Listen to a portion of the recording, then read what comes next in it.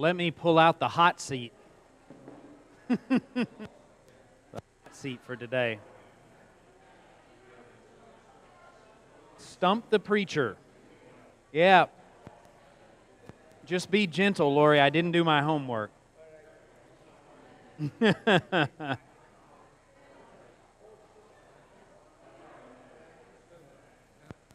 me see if our camera, I think it's this one. Yes, everything seemed to work today.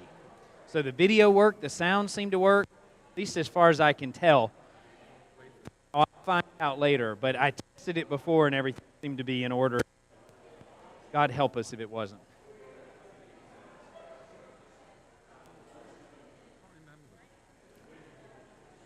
Oh, my Lord.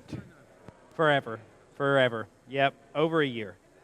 And still get it right. Okay.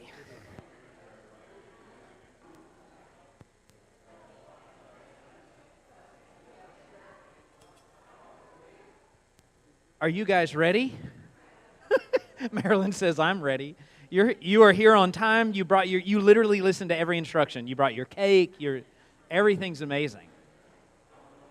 I hope that cake is as good as it looks.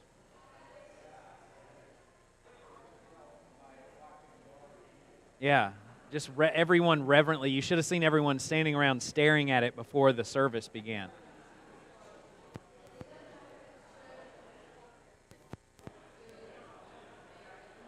Yes, indeed. Okay. Well, welcome to Formation. And today, try at the segment that's called Stump the Preacher. And so, as I said to Lori, be gentle. I did not do my homework. So you get to ask anything that you want. It can be about this service. It can be about another one. It can be about from last week. No rules, except that context, the random weird stuff that I do, and questions that you have about it, are concerns, and whatever you ask, we'll. It's way louder today than normal. That's sort of amazing. You have a dumb question, okay?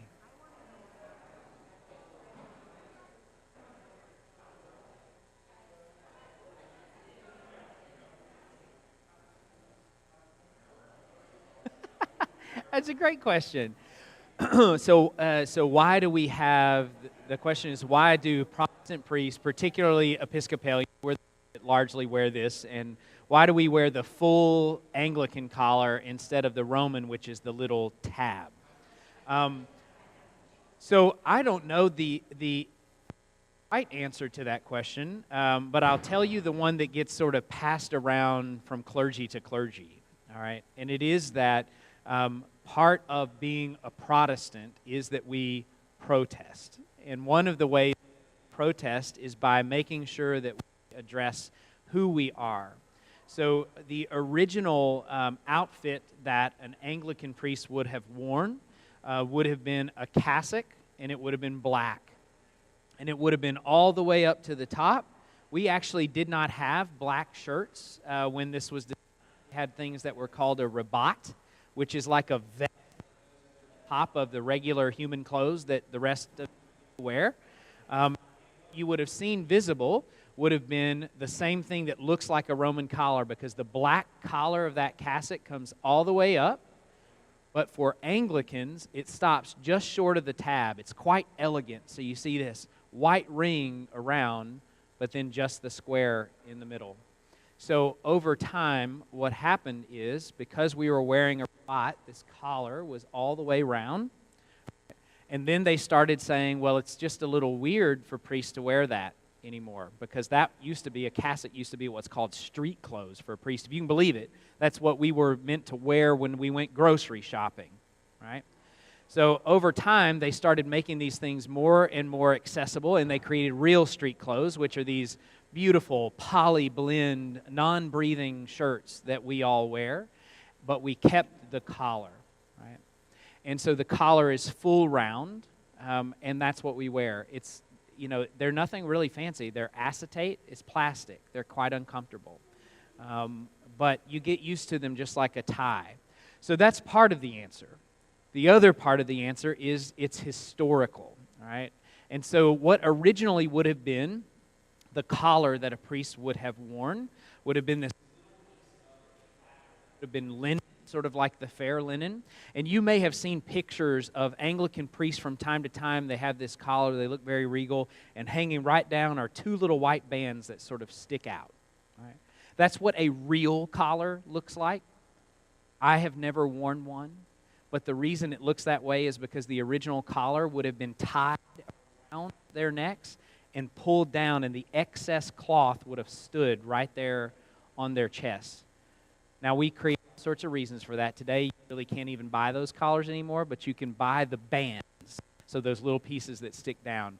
And people that see themselves as very proper Anglican priests will always wear those collars, and today they call them preaching bands.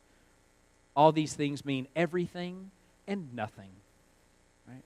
So at the end of the day, we wear a collar because it's our street clothes. It's what we're supposed to wear to identify ourselves. You see a lot of people, there's a period through the feminist and liberation church, that a lot of priests, and I'm not picking on them at all,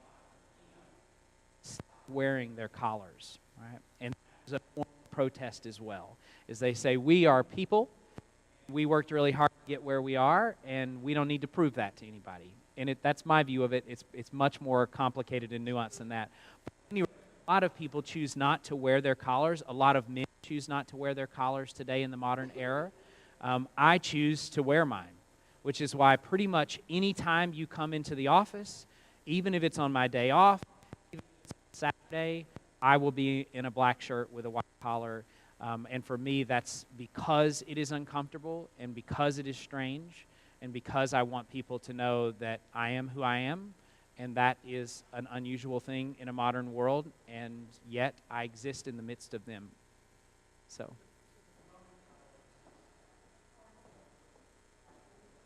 It's the way they carry or cassock into their streetwear. It's also quite comfortable. I have one of those shirts. I only wear it every now and again, but it's got a full cotton collar. It's so soft, and that little white piece just stips. It's a little bitty tab that you just shove in to each side. And so I wear it every now and again, but I stopped doing that because people started thinking I was a Catholic priest, and I am a true Protestant. I rejected the idea that I looked like a Catholic priest and realized that there's really no way for me to distinguish that for them, and no one wants a lecture in the grocery store. So I pretty much never wear it. But it's a funny thing, if you see Catholic priests, and I'd say this with one in the room, my dear brothers, when they are working, when they are at the church, their collar is on. Do you know what casual wear looks like for a Roman Catholic priest? It looks exactly like it does in a regular church. The only difference is they pull the collar, and so their shirt hangs open and the collar sort of sticks out. So when they're off duty, they still have their collar on. It's just open. I've always found that. But anyway.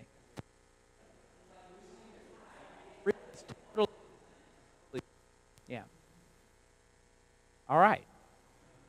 That was way more than you asked for. There you go.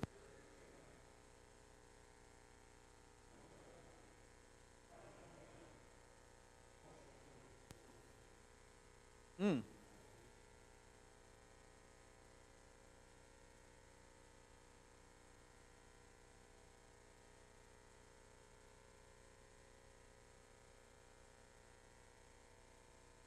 Yeah. Yeah. Yes. It is absolutely accurate. All right. So I never realized that today was. Yeah, okay, yeah, sorry about that. Yeah, so Lori asked the question. He's seen other priests depicted in television series that are Anglican, and they wear these sort of lacy, full white bib-looking things, right? And or what is that? So my answer was going to begin with, I didn't realize.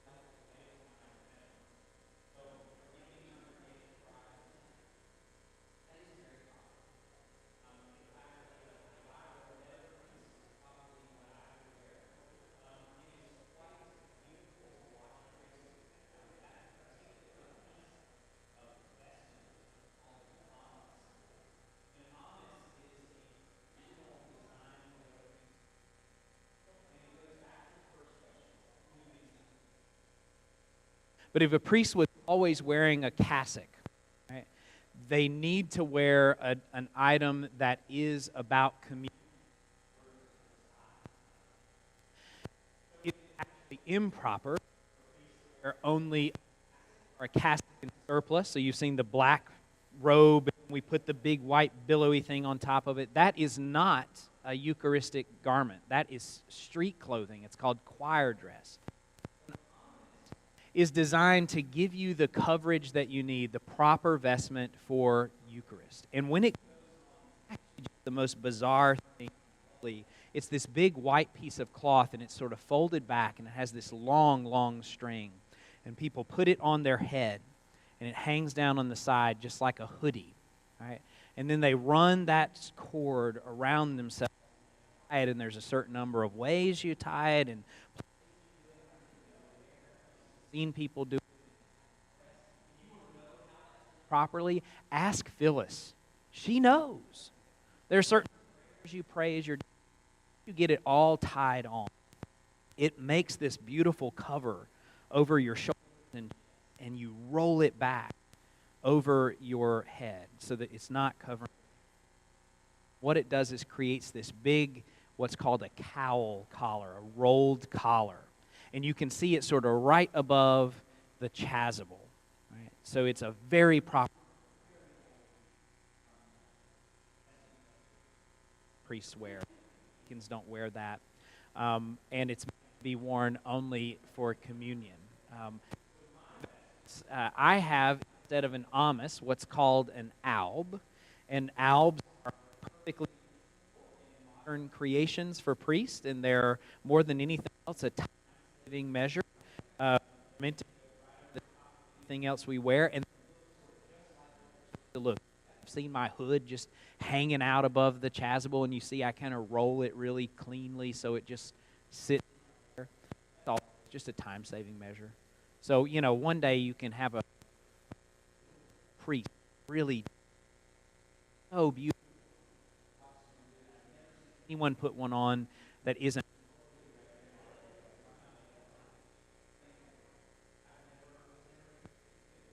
aware of it, but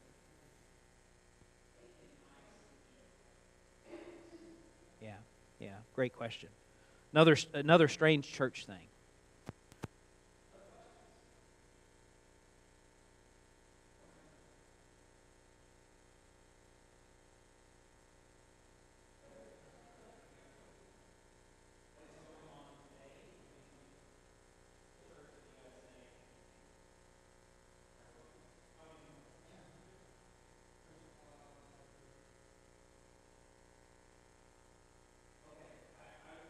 Ready to say, I don't know, Jim. I was thinking there must be like.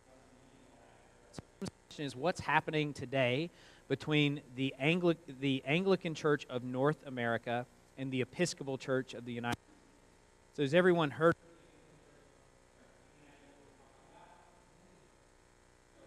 Locally known as ACNA, right? ACNA is the global.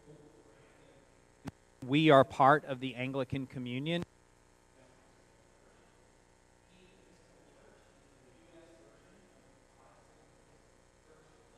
Anglican Communion. Follow?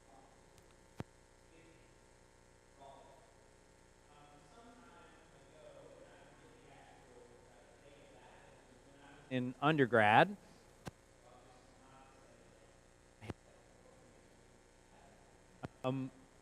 there was for Gene Robinson. Gene,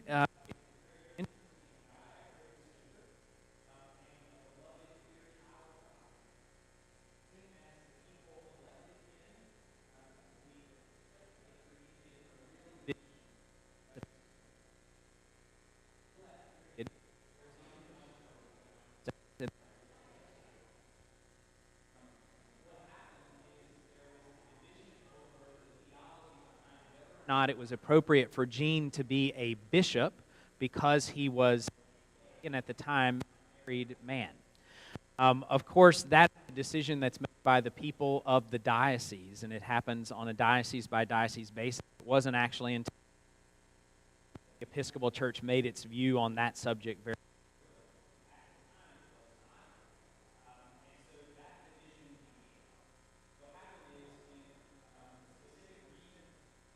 really was nationwide. Individuals began to say, believe in or breaking away from the Episcopal Church. But at the end of the day, they were still extremely Protestant. They were Episcopalian, and they wanted to continue practicing in that faith. And so they looked for a new home. So the ACNA Church, the Anglican Church of North America, actually aligned itself with another portion of the Anglican community.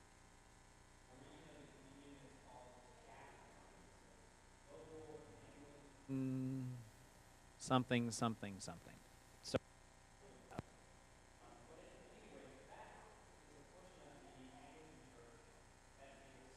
sees it answering up.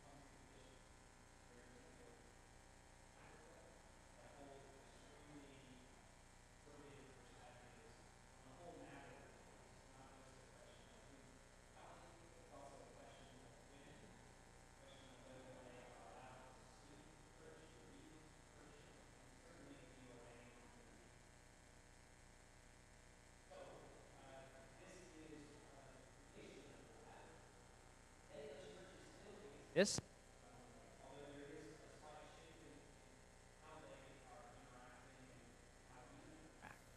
from the moment that that split occurred, the Episcopal Church of the United States has a great deal of time and an even greater deal of money in lawsuits and conversations trying to figure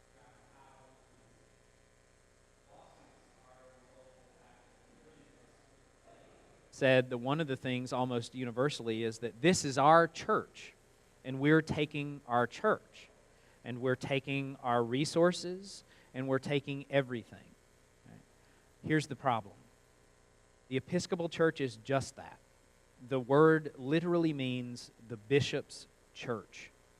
All of us, even here today at St. David's, nothing here, nothing in this room, nothing in our bank accounts, nothing at all belongs to St. David's or any church. We simply hold these assets in trust for the bishop and the bishop's church. So because these communities said, this is our building, this is our resources, the bishop said, whoa, you can't do that. So it is a rather dark period in our history, a very painful one as well, that began over ideological differences. And today, a lot of changes happen. Most of that change actually is in the ACNA portion of the church. I'm pretty happy about the fact that the Episcopal Church has just been kind of steady as she goes. We're very willing to come to the table and chat. We're also very willing to engage with the chancellor of our diocese and attorneys otherwise and judges and everything else to make sure that our people and our places are cared for. But we are ready and willing to have conversations at any time. ACNA has been shifting its perspective slowly. Let me just be honest with you as a human, your priest. I'm happy that their perspective is changing. All right? I'm very happy. They are still nowhere near where I think they should be or where I believe God would like them. But I believe that they believe the thing that they think, and they have the ability to interact with God and to question these things so long as they do it civilly. They're doing that work. Evidence is they now ordain women. Women can do things in the church. That one of their priests is quite famous, actually, in a liturgical world, and she writes books, and she often puts things in the New York Times opinion pieces. Her name is Tish Warren. If you've never read it, some of it amazing, some of it not so much. Interesting. She wrote a beautiful book called Prayers in the Night.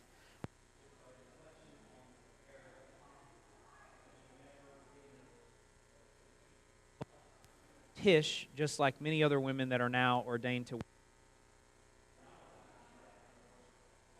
a form of the church that's still sort of figuring itself out. There's of work that's academy. It happens, so it's seminaries. Seminary deans and priests in training are working to build those dialogues. But the most obvious place this happens is between bishops. So the Anglican Church were bishops that left the Episcopal Church in a rather not nice way and appointed themselves new bishops. That the other day and said, I've appointed myself.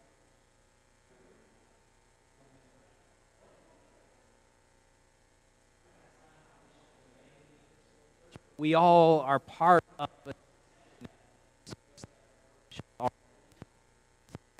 Even when we disagree with them, they're still bishops. So we move carefully together.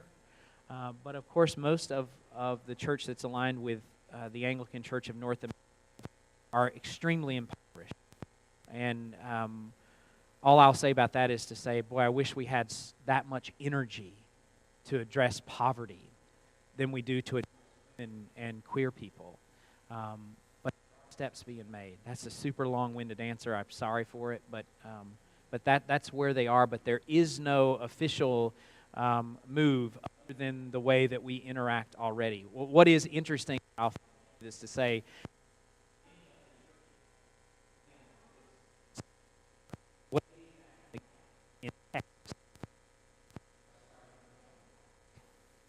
whole communities that are going, I don't know anymore, and that's sort of the way things go. We all get so wrapped up about things that at the end of the day, don't make a hit. And somewhere along the way, we all just tire ourselves out, and we go, I don't even know what we're arguing about anymore. We're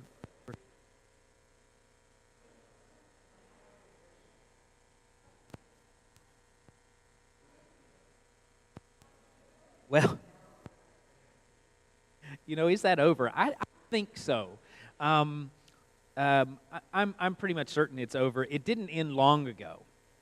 But wow, what another interesting thing. So the Church of England didn't wrap our knuckles with the ruler.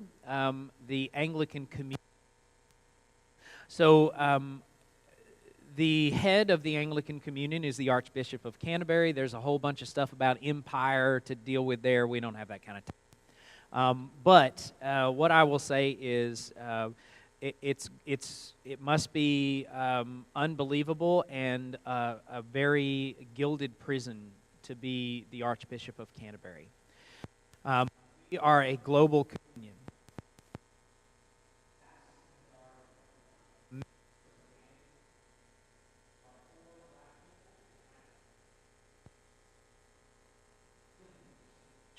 Of he would recognize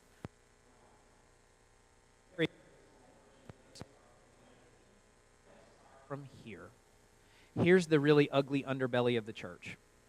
More than 80% of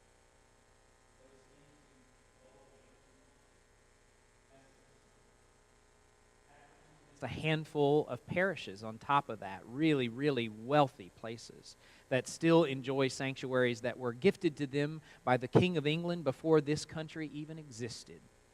I'll let you figure out who those places are. I'll just say that one of them, the entirety of Manhattan, was built on top of the land that was gifted to that church. Right? So immense, immense wealth. The Global Anglican Community funding that represents that allows United States and the United Kingdom. Tremendous, boy, all sorts to say. Not anymore. So poor people are now speaking, and they have more bishops, and when they gather, those bishops have the same authority as ours, and they have a lot to say. So years ago, we got wrapped on the knuckles because the U.S. Episcopal Church reached out and made a who was allowed into full communion in the church, and we made another statement about who was allowed to communion in our individual churches, and this was technically not in agreement with the doctrine stated for the Anglican Church. And so, they let it go for a long time until all those concerns You can't do that.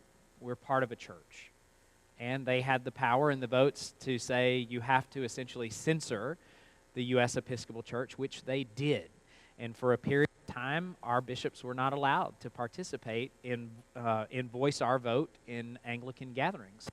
They still went, and they still had their power, but they didn't get to cast a vote. So it was a really interesting and harrowing moment for the church. Many people thought that it would split the church wide open. Turns out it didn't. It's another one of those moments where everyone got all worked up, and then they got real bored real quick. And the U.S. Episcopal Church never stopped doing what we were doing. Never. And thank God for that. It allows people like me to exist.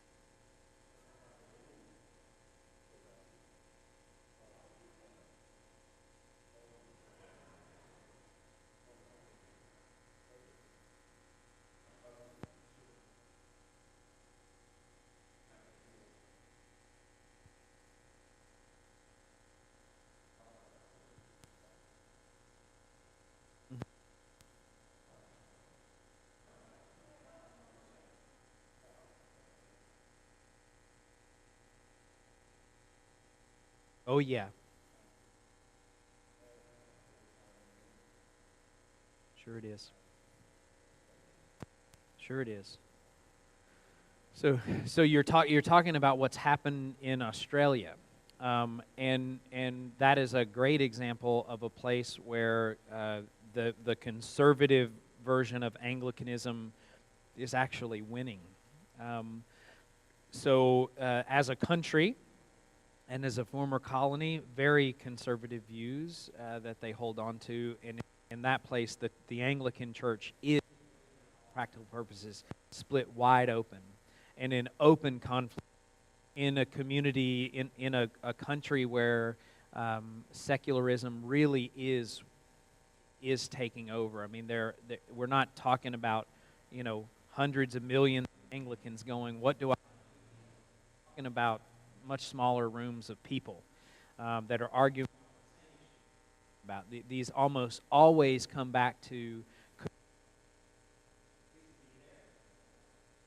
The technical answer would be, well, you need to be in good standing. Does anyone know what that means? All right. Now, I'm serious. Do you know the technical rules? So to be in good standing, you need to come to church 3 times in the year. You need to receive communion each time that you come. And if you're not here, you need to be visited and get communion by a priest. You need to have your letter. There's actual paperwork that accompanies all of you. If anyone needs to move to a different church, see me after the formation. I've got the paperwork in my office. We'll get it all signed for you. There's paperwork that comes with you that says you are a part of this community. So I, as a good example of this, am not allowed to be a member of your community. Did you know that? Your priest cannot be a member of your church. I am forever a member of St. Paul's Episcopal Church,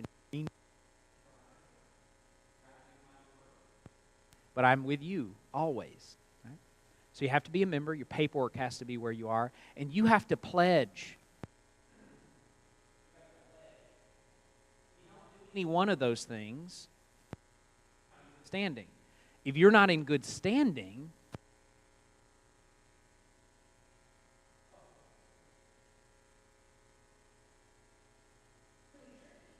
right? Particularly, by the way, let me just say for the record and for any bishop that's listening along at home, until someone with a pointy hat do something differently, I would be willing to give my collar up to give anyone communion.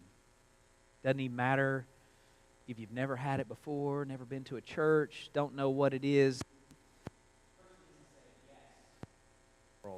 We've said no for way too long. So a bishop goes up because you got to tiptoe a lot of rules, right? Because they know that we're doing all sorts of great things with the wideness of God's mercy. Right? But this is what it means to be in.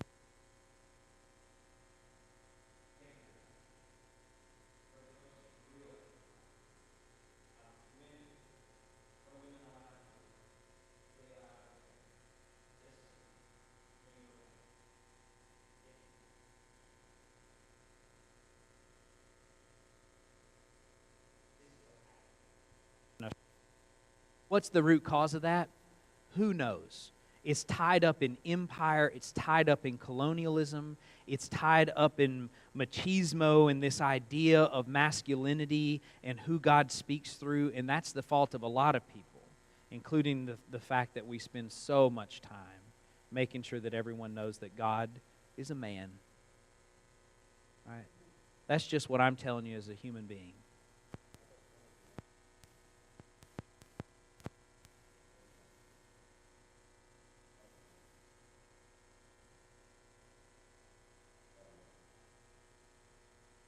You bet.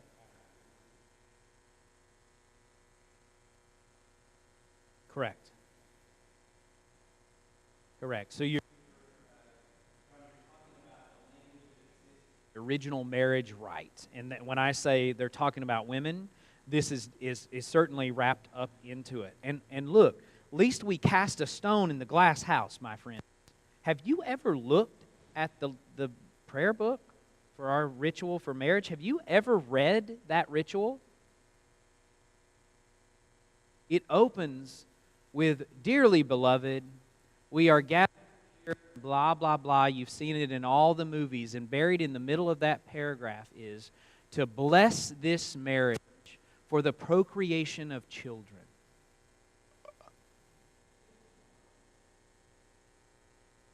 That's our theology. That's in the book. So what does it mean? You can't have.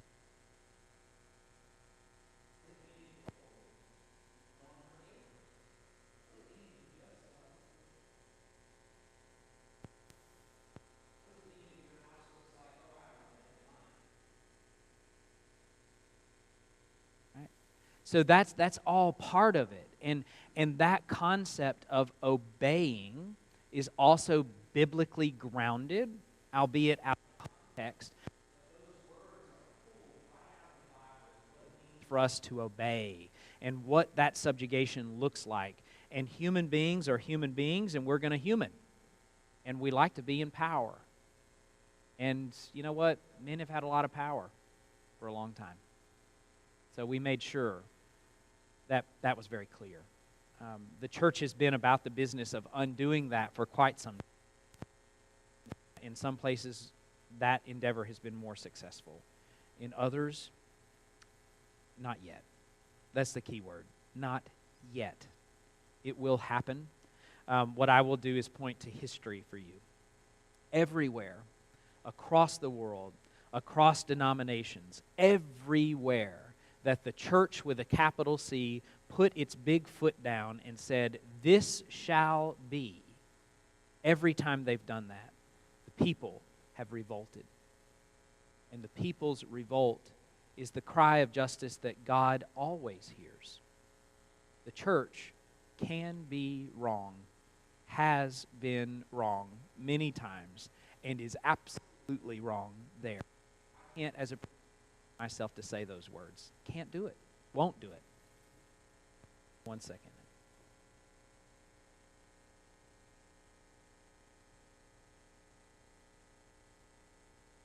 (1928). Yep, your mom was married under the 28 prayer book.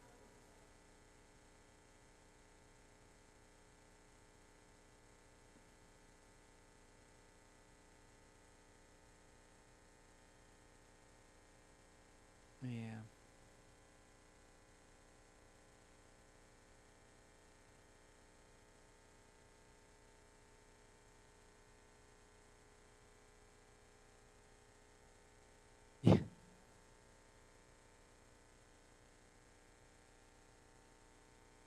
Yeah.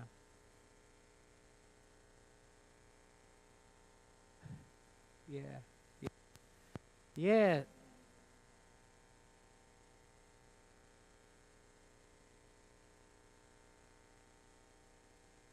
Yeah.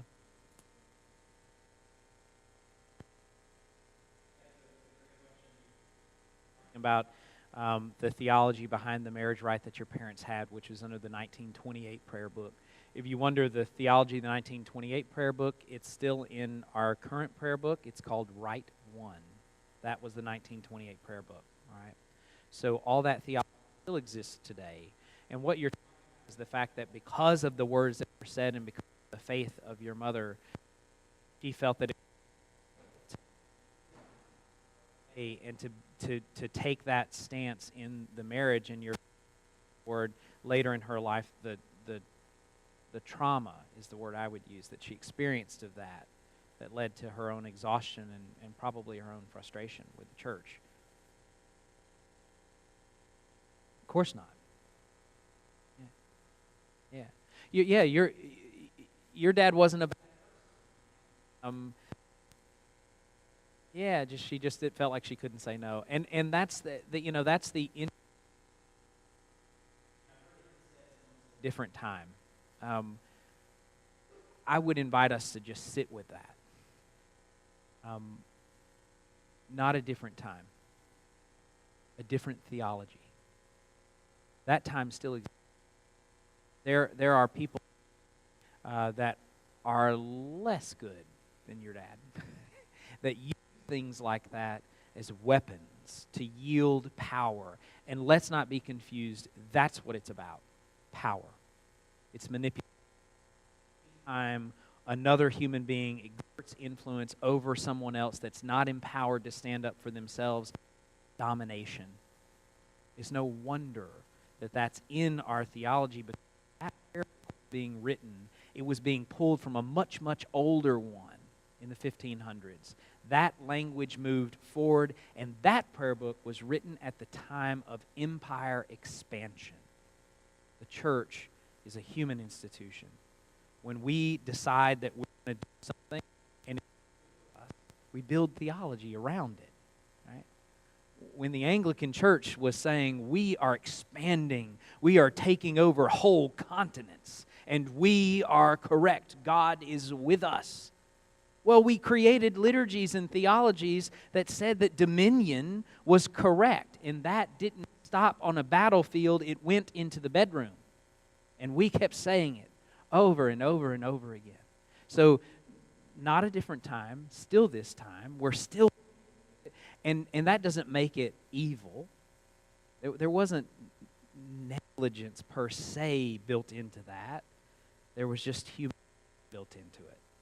And so we get to sort of do the work of dismantling and talking about it and saying out loud, I don't get to make decisions for my spouse.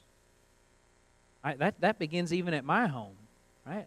I don't get my spouse to come to church. I don't get to do that. Would I like to? Sure. Absolutely. That's not my role. Faithful. My role is to support and lift the things in my spouse. Lifting.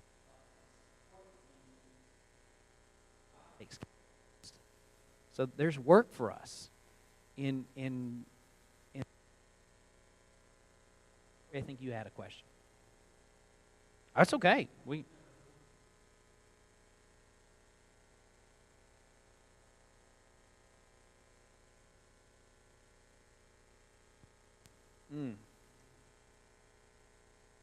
Sure.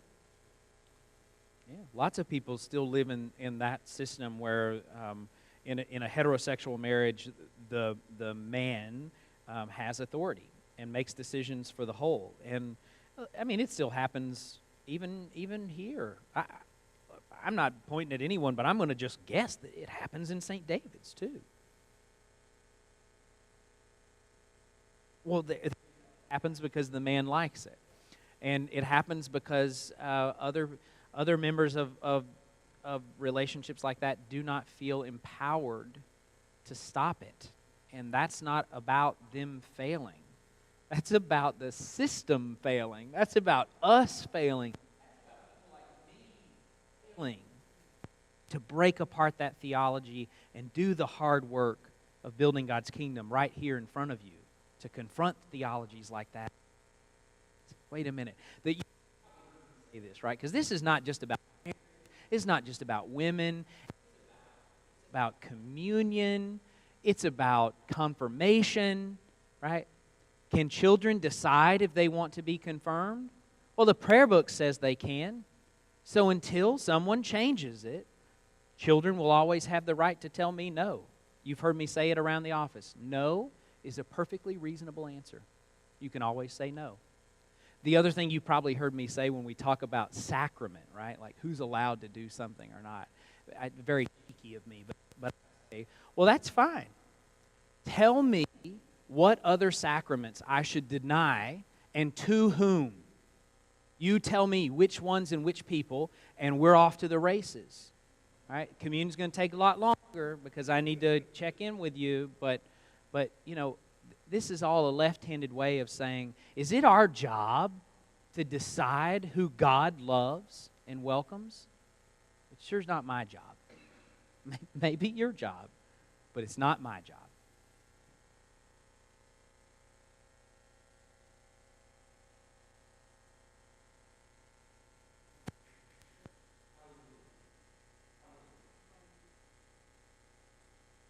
So the question was, is it no wonder then that there are so few 30-something, I'm just going to stretch your roll out to say 30 and 40-somethings. Is it any wonder that there aren't more of those people in the church? And what do we do about it? Well, church, what do you do about it? I can tell you what you don't do. You don't hire another priest and tell them that it's their job to bring in young people because we will disappoint you. You get that? So what do you do? What does it mean for the church to welcome the people that we all say, and not just St. David's, but I'm going to pick on you guys because I love you and you're my people. But every church, every Episcopal church that does a CAT survey, the first thing on that list, we need to attract more young people with children. What do you do?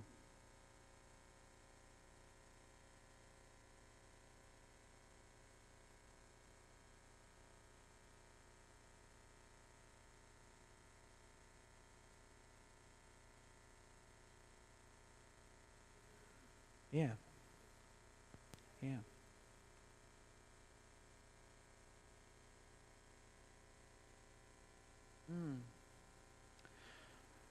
Yeah. So you're saying that one of the things you hear is it's a time issue, that people, once they get to Sunday, they're exhausted from the week. They just want... yeah, I've heard that.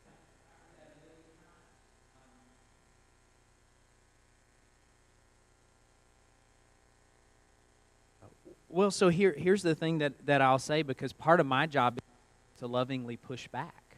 Yeah? Okay, good. Thank you for letting me do that. Courageous for letting me do that. I've heard that a lot. I don't believe it. No, I don't believe it. And here's why. Because embedded in that is an idea that speaks to all the things we've already been talking about. One of the things you said is, well, you know, you've done all these things, and now that is working, they're tired. So there's a sexism that's built into that assumes, well, the family would be in church and you don't mean that, right? But that's what's in the heart of that nuclear family.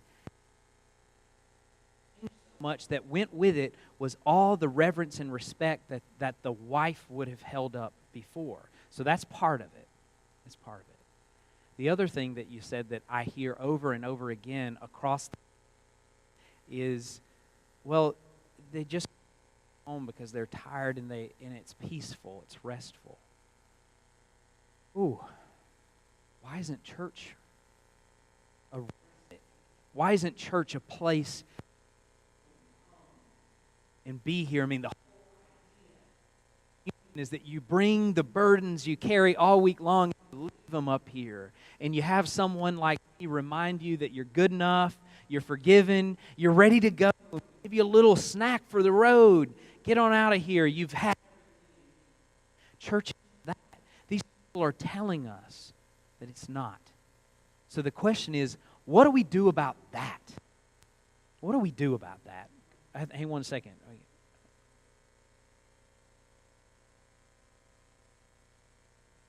Oh, the sports events. Yeah, oh boy, we are in the weeds now. Yeah, those sporting events.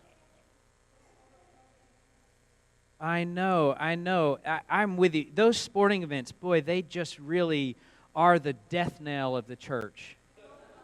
Yeah, yeah. So what do you think? What's going on there? Because underneath what you've said, which is true, this is true, right? Kids go and they do sports because they want to and they're really good. Our families are like, going to be a basketball star. Get out there, right? So underneath that is a grievance. And I wonder, what's the thing that you're really sad about?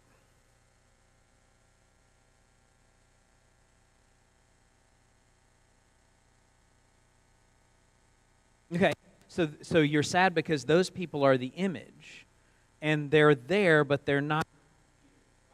Let me. I'm just going to keep pushing you a little bit. All right. Everybody's playing along so well today. This is what I love about you guys. So they're there, and they're being this image of what it means to be a popular kid.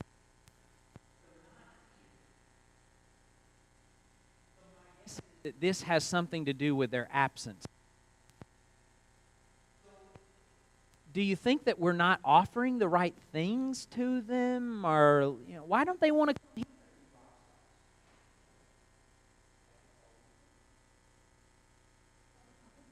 Right. So thank you both, Eric, you too, for right. We got a basketball hoop in the back. They could come here. Maybe we could offer some things. Maybe we could. Aren't you tired? God, I'm so tired. You know what? I can never compete with a sports team. I can never compete with a school. I can never compete with an after-school activity. I can never compete with a scout troop. I can never compete. Somewhere we told our our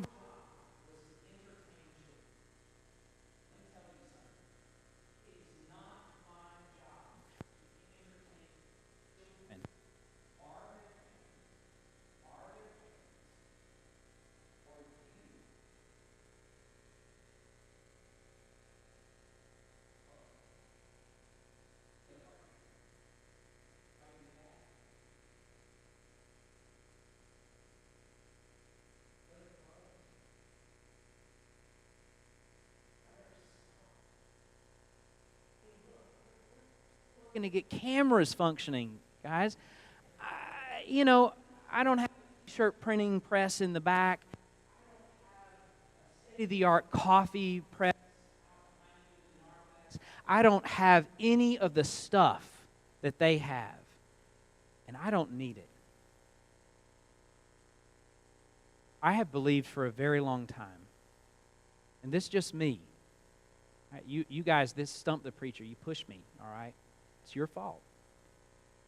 I believe for a very long time that young people,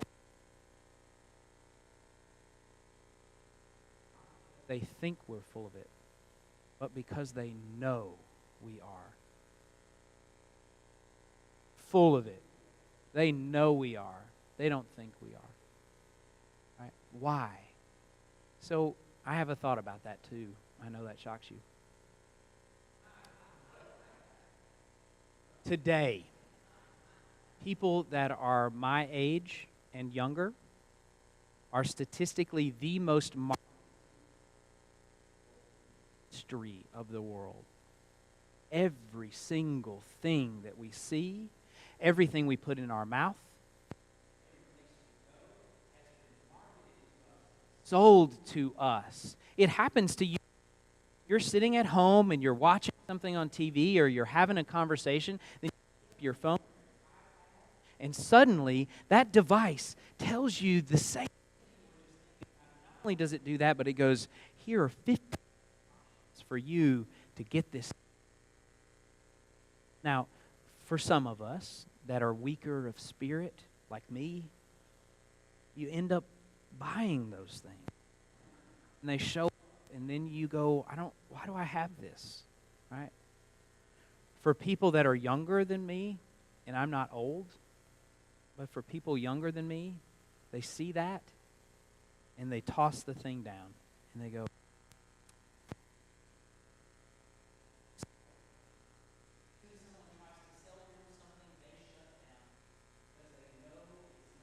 good. It's not real stuff. Question. Do we ever sell anything to people young in the church?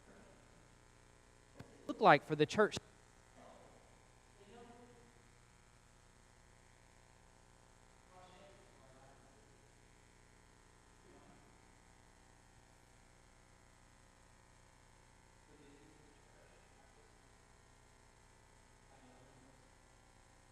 Busy we are. Look at all the amazing things we're doing. Come here. I lit the fire. You should be at the fire pit right now.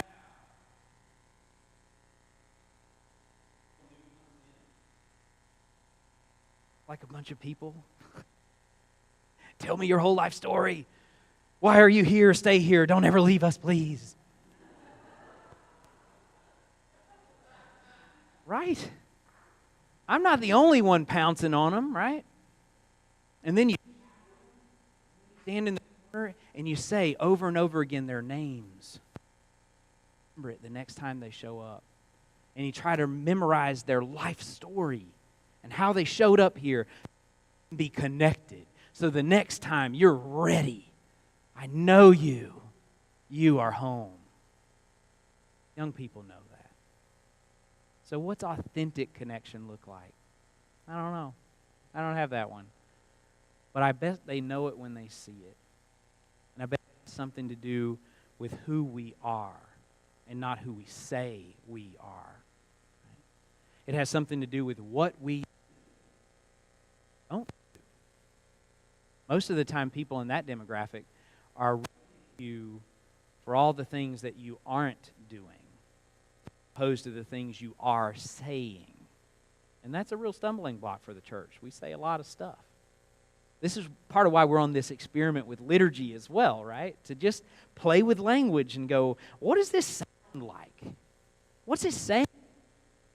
Always ask the question, what does my liturgy say to a person walking through the door that struggles with life, that is unemployed, underemployed, addicted, depressed, abused, oppressed in any way? What does our liturgy say to them? Because they're here even when we don't speak. I'm going to shut up about that. Lori.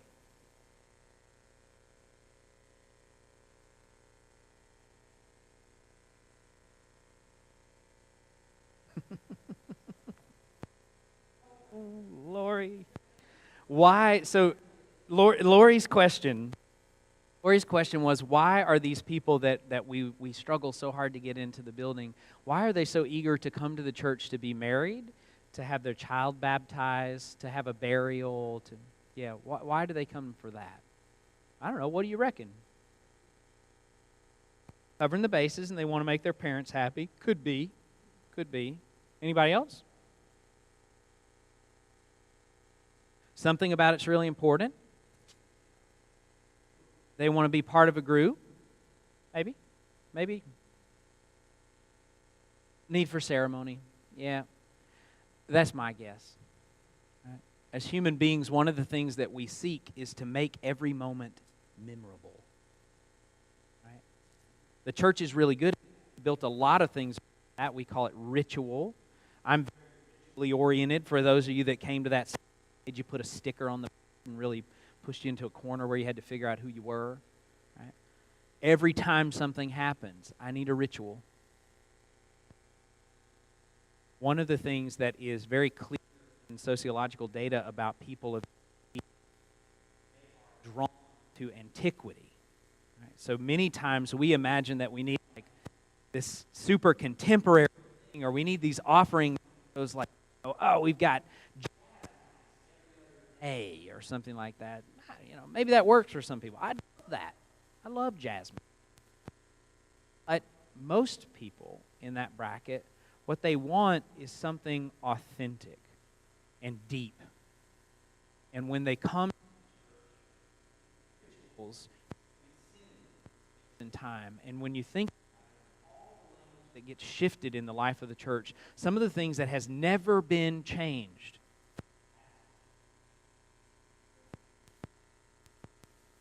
Marriage. It's so give me some of that ritual stuff. Right? Nobody can argue with it. It's good. It's good liturgy too. It's good. It's way better than Sunday. God forgive me. It's way better than Sunday. The best liturgy in the whole church, the funeral rite. Stunningly beautiful. Hard for me to get through it without getting teared up. It's beautiful. So when your soul is most at risk, most troubled, these are the things them to something. What does it take us to create?